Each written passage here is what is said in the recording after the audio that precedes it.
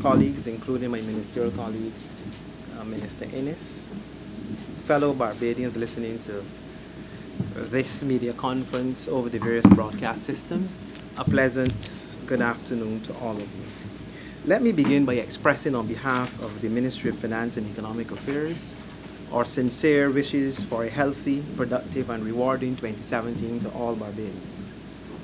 I would like in particular to register our appreciation for your support and cooperation during the course of the past year. Not unlike many other countries across the world, 2016 was one of mixed fortunes for Barbados. On the one hand, we witnessed an acceleration of real growth in our economy with an estimated 1.6% of GDP when compared to 0.8% level in growth for 2015. Indeed, this was the first year in which all major economic sectors, led by a resurgent tourism sector, registered positive growth in the same year since the great global crisis of 2008. At the same time, low inflation and a continuing decline in the rate of unemployment and a seeming pickup in foreign direct investment, albeit muted, painted positive signs that the recovery in the real economy was not a passing sensation, but an indisputable fact that real economic turnaround was beginning to set in. On the other hand, it is undeniable that as a country we continue to be dogged by an unsustainably high fiscal deficit and an unacceptable level of debt accumulation, which are together conspiring to not only undermine the gallop towards a deeper and faster rate of growth, but also affecting our ability to retain more of the foreign exchange which is earned by the country as a whole. For the first time since the crisis hit our major foreign exchange earning sectors, we dipped below the international benchmark level of 12 weeks worth of imports held in foreign reserves by the central bank. These gains, as well as the setbacks, are matters that we must as a country take serious cognizance of, and deal with assiduously. In the case of the positives, we have to continue working together to bolster public and private investment, thereby further expanding our economic growth levels and creating more opportunities for ordinary Barbadians to gain sustainable employment. In the case of the negatives, we must be prepared to take any necessary but sensible actions that will lead to a containment of the growth in our debt through a more concerted and faster rate of reduction of the fiscal deficit. This, of course, will result in a lessening and eventual elimination of any current actions by the monetary authorities which may conspire to negatively affect our capacity to maintain adequate levels of reserves. But what we absolutely must not ourselves do or entertain from others whose aims are simply not in the best interests of Barbados, is to create an environment of panic and fear through the peddling of unsubstantiated and unnecessary doomsday apocalyptic scenarios that are not just founded in fact.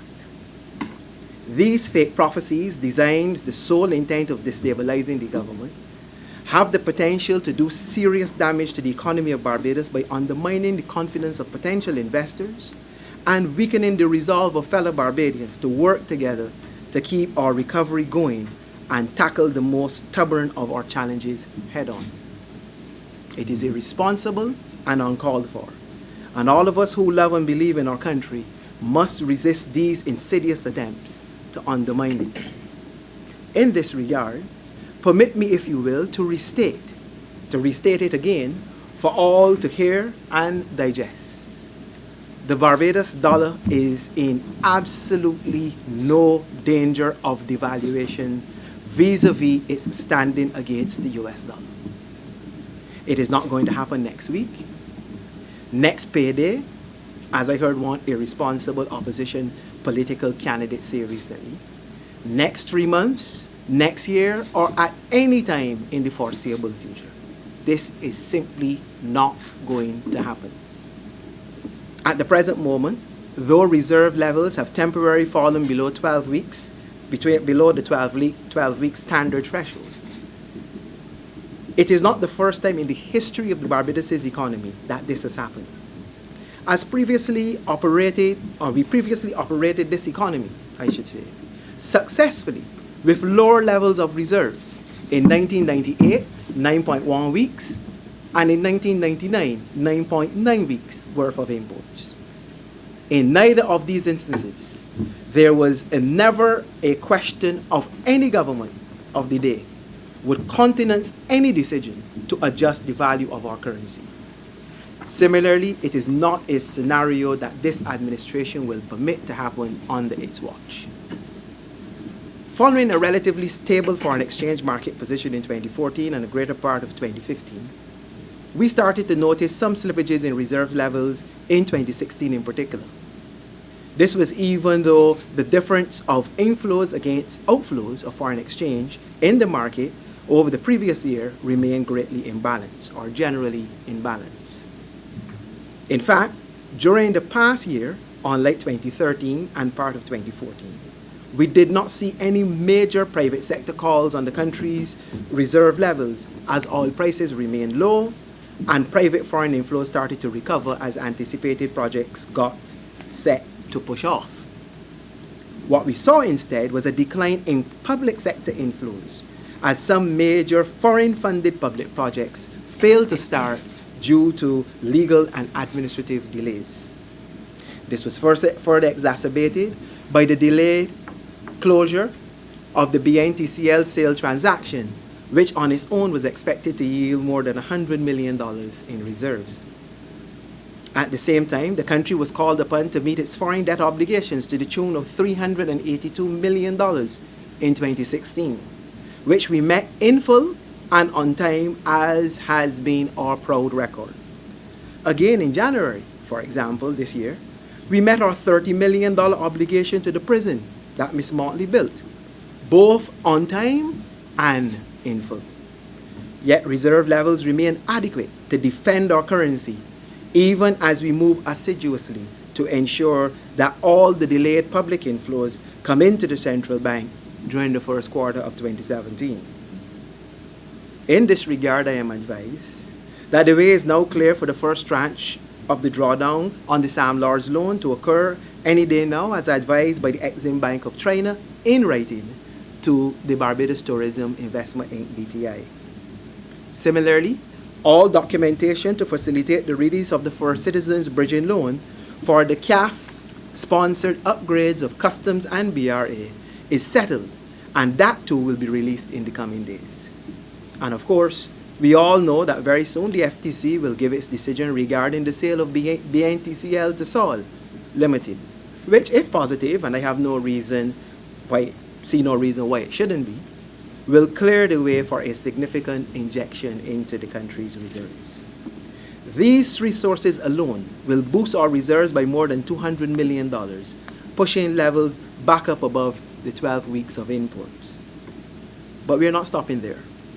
There are other short-term measures which the government will take through the course of 2017 to ensure that we maintain those levels and sustain greater levels going forward.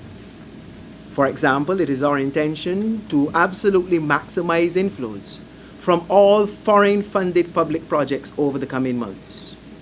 Already, we have approved status on the CAF-funded Barbados Water Authority Water Master Plan project for $30 million US. We also cleared the way for an additional $50 million from the Caribbean Development Bank project, which is related to the education sector enhancement part 2.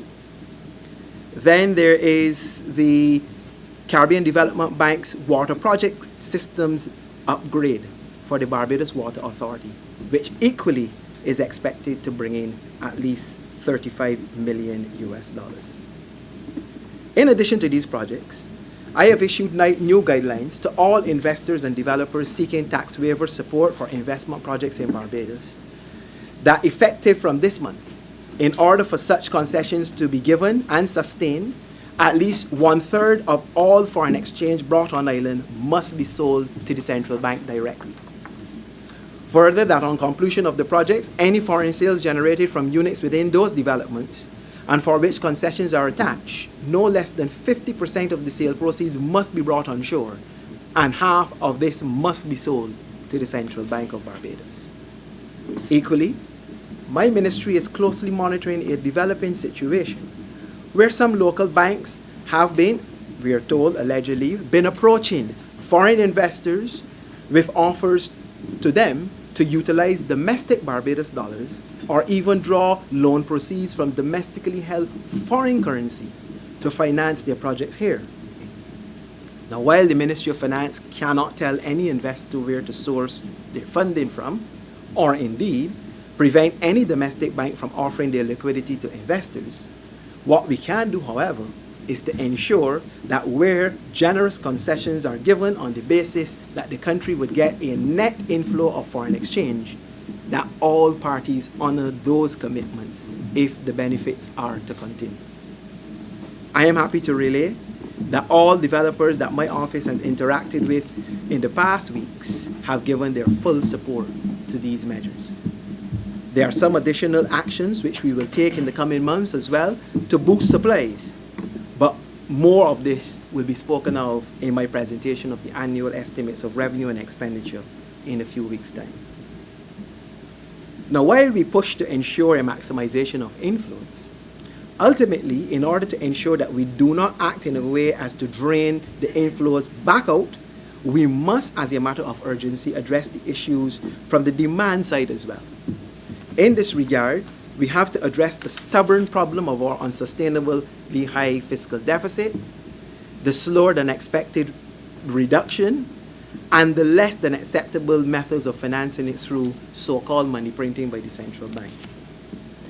Despite registering some success, it is clear that the fiscal deficit and its financing continues to be a major challenge for the Barbados economy, and we must find the most humane and less disruptive ways of further reducing the fiscal deficit.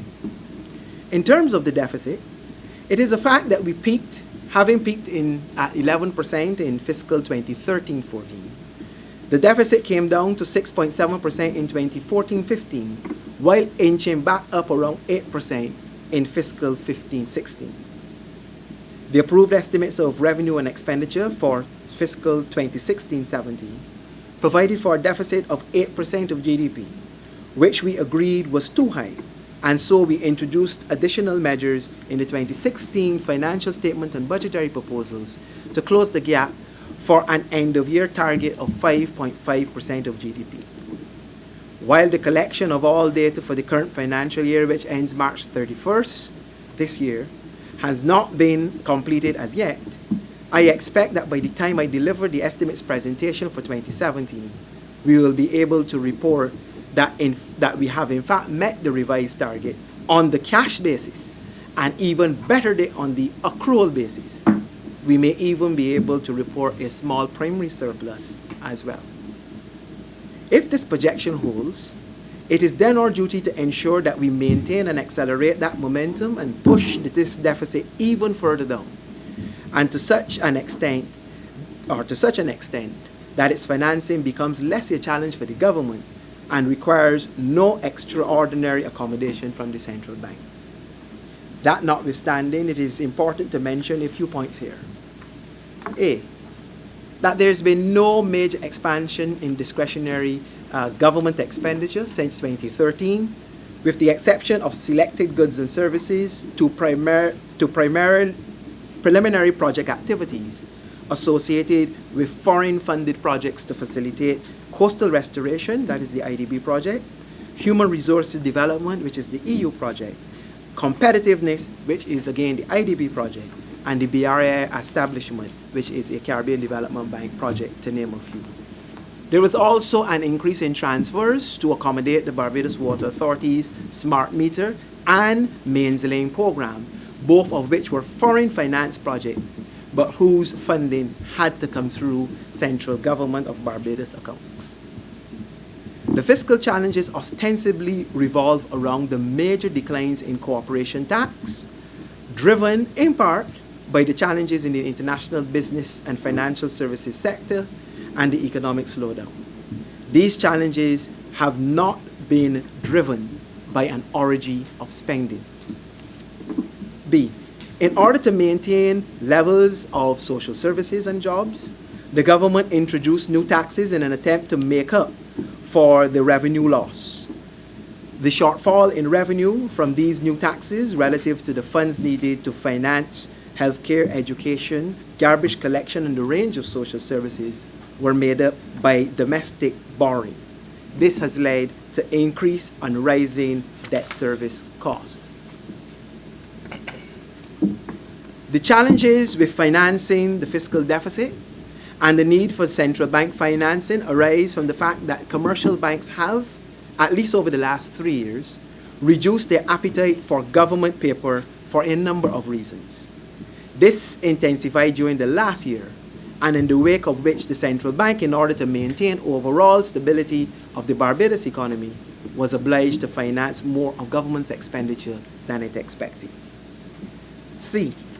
The vast majority of government securities purchased by the central bank have been purchased with surplus funds deposited at the central bank by commercial banks, rather than by pure money created or printed by the central bank. For example, the deficit up to December 2016 was $655 million. NIS contributed $123 million. Insurance companies and other financial institutions are $129 million, and the central bank $715 million. Of the $715 million, $424 million was additional funds deposited with the central bank by commercial banking sector. These surplus funds will normally be invested in government securities or lent to private entities by the commercial banks. So that in order to further sustain and accelerate responsible fiscal consolidation that reduces the deficit, eliminate reliance on central bank funding, and boost foreign exchange reserves, while keeping intact our strong social fabric to protect the vulnerable and empower the middle class, government will in the coming months push ahead with existing measures and introduce additional efforts to reach our targets. These will include, but not be limited to, 1. Selected asset sales where feasible. Of course, the sale of BNTCL is the first major part of that program. This asset sale will earn the government revenue, which will reduce the deficit and the need for financing, as well as generate foreign exchange. Another major asset sale will likely take place in 2017, which will again earn the government revenue, thereby reducing the fiscal deficit and the need for financing while generating major foreign exchange. 2. Further expenditure reductions will be undertaken, not only continued efforts to rationalization of government's programs, but through a targeted program of debt refinancing, which we are currently working on, and more details of which will be shared later. 3. The expansion of foreign-funded projects such as SAMLORDS, roads works, and the Barbados Water Authority water and sanitation network upgrade projects will boost growth, government revenues, and the level of foreign exchange flowing into the economy.